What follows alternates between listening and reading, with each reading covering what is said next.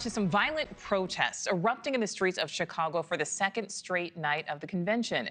Pro-Palestinian demonstrators clashing with Chicago police, burning U.S. and Israeli flags near the Israeli Consulate. All of this ending with dozens of arrests in front of NewsNation cameras. Correspondent Alex Capriello is live where that clash happened.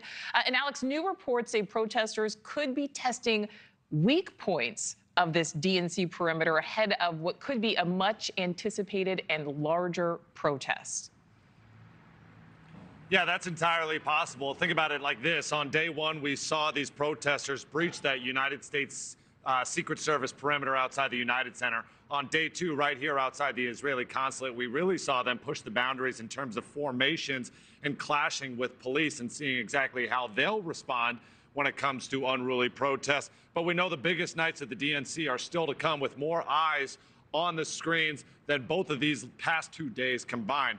But the scene last night right here in downtown Chicago really got out of hand quick. What began as an occupation outside the consulate in downtown quickly became a clash between the police. Dressed in all black, masked pro-Palestinian protesters took over a major road and refused to leave. Take a quick listen to some of their chants in the moments before the real fighting began. Ain't no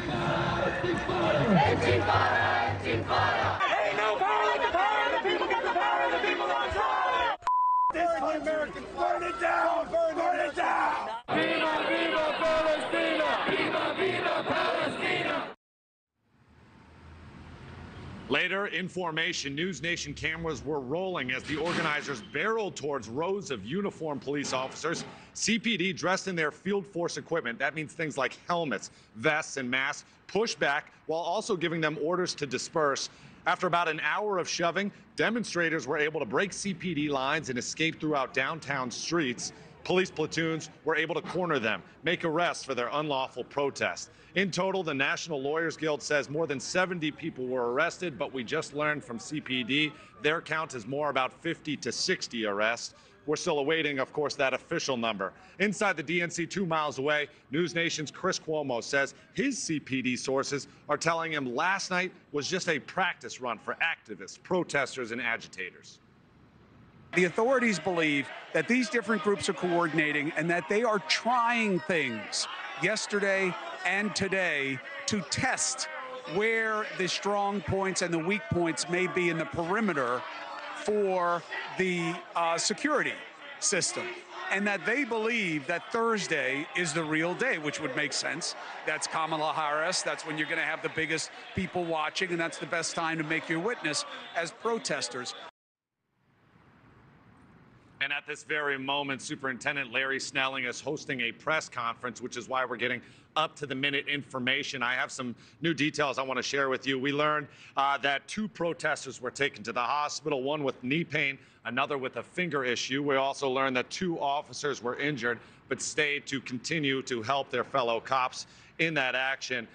The superintendent saying that it was the protesters who began the violence, saying they were saying nasty, explicit things to some of the female cops. But he said his police force did not lose control in that moment. In fact, my team was out until the very last second, and we saw, once most of the protesting had ended, Superintendent Larry Snelling speak directly to his officers, telling them that they did a job well done, that they followed their orders and they followed their training to a T. He said that everything went exactly as they had planned for, and that it was an excellent moment for his police force.